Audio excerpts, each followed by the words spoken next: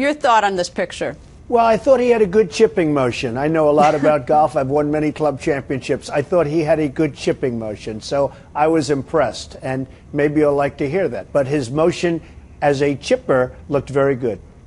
I think the issue, though, is a little bit more, with people unemployed, the president talking about taking a bus tour to talk about middle class in New York, Pennsylvania last week, and the fact that Congress is on a 5-week vacation and the continuing resolution still not resolved. We're approaching the debt ceiling, and then we see, although, we don't begrudge people vacations, but we see this picture of the president. I think that to many Americans who don't have the ability to go play golf a lot, that they might not be so impressed as you are.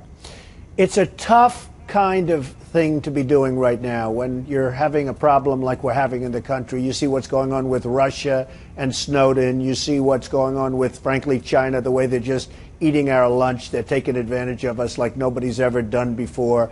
It's a little bit tough to see people taking, and I'm not just talking about the president, a lot of people are taking vacations right now that should be out there working for the country. So it's not that easy a situation. There's no question about it. And I don't think it looks great for the president to be taking this extended vacation right now, no.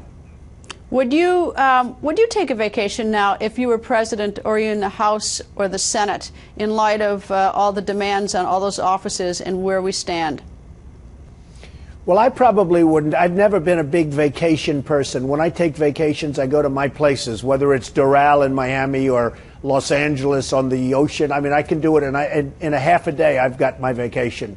So I really have a lot of different places I go to, so that's a little bit unfair. But I've never been one to take 3-week extended vacations. I think I'd go a little bit up here. I just couldn't do it. I wouldn't want to be away that long. I notice some of the politicians, and the president certainly fits into that category, they really like those long-term vacations. I don't get it. Is there a disconnect between the very rich and the very poor in this country? Can a very rich person ever understand a very poor person's problems in order to be an effective president for him or her? I do. I think so. I absolutely think so. In fact, actually, the people I resonate best with are poor people and people that are really blue collar. That seems to be a base that I have. I have a tremendous base. Those are the people that like me because I discuss this country. I know what's going wrong with this country. We're losing our jobs to other countries. We have countries that manipulate their currencies so incredibly well, so much better than we could ever do, and they take our jobs. And my base and the people that like me best, frankly, are poor people and working people, working class people, and I'm very proud of that. I think the people that like me the least are the rich people.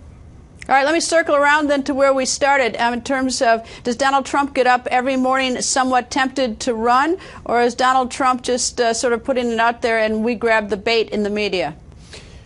I want to see this country be great again. It's far too early to think in terms of 2016. I am looking very much at 2014 and helping a lot of my friends get into office and a lot of good people get into office. But 2016 is an eternity. That's so far away, just too soon. What I do want to see is this country be great again. Now, if there's an opportunity, if I think that there's a good shot of actually winning and actually doing something great for the country, I would certainly consider it, but it's far too early to think about that, Greta. Donald, as always, thank you. Thank you very much.